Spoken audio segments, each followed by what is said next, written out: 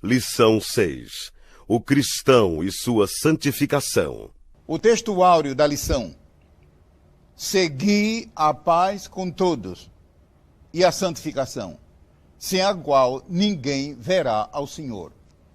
A Bíblia é clara. É uma das coisas que muito me maravilha na Bíblia. A Bíblia ela não tergiversa e também ela não usa de ambiguidade. Ninguém. Então, não pensemos que eu e você somos exceções. Ninguém verá ao Senhor sem santificação. Mas o próprio texto áureo, ele nos ensina uma grande lição. Que um elemento que contribui para a santificação é a paz. Vejamos que o texto áureo começa dizendo, segui a paz com toda. E interessante que o termo no original é seguir no sentido de perseguir. E muita gente pensa que seguir a paz aqui é uma coisa assim mais ou menos passiva. Não, meus amigos. É seguir mais ou menos como o caçador persegue a caça. Ou seja, não largar até atingir. A razão porque muitos crentes não conseguem viver uma vida santa é porque eles são briguentos. Eles são arruaceiros, eles são belicosos, enfim, e a santificação não encontra campo.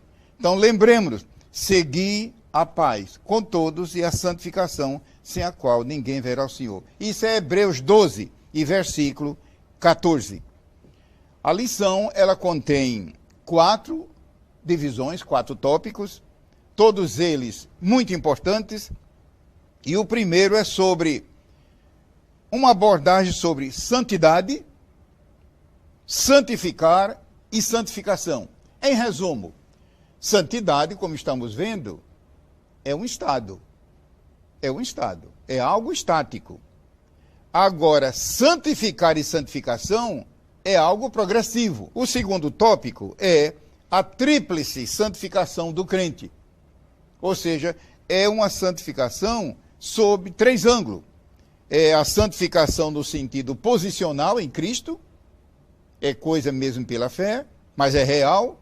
A santificação progressiva, ou seja, no nosso viver diário, uma coisa é o crente estando em Cristo, pela fé nas alturas, como dizem Efésios 1 e 13, sentado nas regiões celestiais. E interessante por falar nisso, muita gente pensa que essa passagem de Efésios é figura de linguagem. É como se fosse simplesmente uma força de expressão. Não, meus amigos. É um ato, é fato real. O crente, ele, num certo sentido, ele desfruta de bilocação. Ele está aqui na terra, no Rio de Janeiro, no Brasil, ou seja, onde for. Mas pela fé, ele também está inscrito nas regiões celestiais. E há também a santificação, não só no nosso viver diário, mas a santificação final, futura. E essa é quando Jesus vier. É tanto que a Bíblia diz lá em Romanos 8, que quando ele vier vai se dar a redenção do nosso corpo. A redenção do nosso corpo. E aí tem a ver com a santificação plena, final, futura. O terceiro tópico é uma matéria preventiva. Eu acho muito importante. Estouro-vos a santificação. Ou seja, fatores impeditivos. Por que é que a santificação não encontra livre curso, muitas vezes, em nossa vida, em nossa igreja, devido a impedimentos? E o quarto é sobre a necessidade do crente santificar-se. Então, é uma doutrina. A santificação é uma das doutrinas de maior amplitude na Bíblia. Ela vai de Gênesis a Apocalipse. É tanto que o primeiro capítulo da Bíblia trata da santificação, no livro de Gênesis. E daí vai. E há um livro no Antigo Testamento que ele todo só trata desse assunto. O livro de Levítico. É uma riqueza, é um manancial. Mas a Bíblia toda. Mas no Novo Testamento nós temos o corolário. Então a santificação é explícita de uma maneira maravilhosa. E tanto o Senhor Jesus como o apóstolo Paulo e outros mais escreveram muito a respeito deste assunto. Uma palavra rápida sobre o segundo tópico, que é a santificação do crente. Lembremos de que o crente é cidadão dos céus. E pela fé, ele está em Cristo. E isso é um ato de fé e é real. Ou seja, quando uma pessoa aceita Jesus e o segue em comunhão com ele, a santidade de Cristo é também a santidade dessa pessoa. Nesse sentido, um crente nunca será mais santo do que no dia que ele se converteu. Você está ouvindo e entendendo isso? Um crente que de fato é nova criatura em Cristo, ele nunca será mais santo do que no dia que se entregou para Jesus. Mas isso em Cristo. Mas temos que entender que nós estamos na terra e precisamos de santificação vista, progressiva, humana, experiencial. Eu não estou dizendo experimental, estou dizendo experiencial. E é aqui que o crente precisa ter cuidado. Por quê? Em Cristo, você não precisa ter preocupação. Cristo nunca falhou, nem falhará. Nele nós somos perfeitos, mas em nós mesmos nós somos falhos e precisamos cuidar disso. Mas a Bíblia diz em 2 Coríntios 7:1, aperfeiçoando a vossa santificação.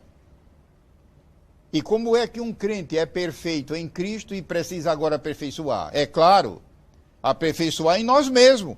Querendo dizer que em nós mesmos nós precisamos crescer. É tanto que há crentes mais santos e crentes menos santos. O próprio apóstolo Paulo, que foi um grande paladino da fé, ele chegou a dizer, eu sou o mínimo dos santos. E o que é que eu vou dizer? Então, o que é que a Bíblia está querendo dizer ali? Em lugar de eu ficar procurando santidade na vida dos outros, eu devo primeiro mostrar a minha. A lição também trata de estorvos. E quais são, em resumo, esses impedimentos? Desobediência. Meus amigos, desobediência que eu estou falando aqui não é um ato. Eu estou falando em desobediência contumaz, ou seja, a pessoa que é desobediente por natureza. Essa pessoa não vai conseguir viver uma vida santa. Quanto mais ela tentar, é pior. Então, sejamos obedientes à palavra de Deus. Comunhão com as trevas. Eu nem preciso explicar.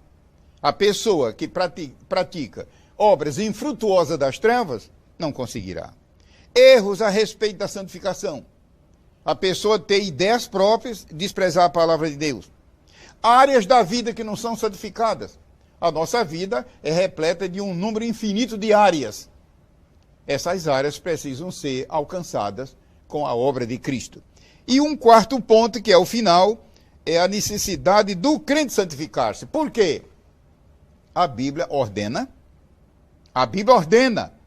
Quando a palavra de Deus fala desse assunto, ela diz, sede santos. Meus amigos, isto não é um pedido, é uma ordem. E quando Deus dá uma ordem, é porque Ele dá graça para a pessoa cumprir. Deus não vai dar uma ordem se a pessoa não pode cumprir. E aonde estão esses recursos? Em Deus, na Bíblia, no Espírito Santo, no Senhor Jesus Cristo.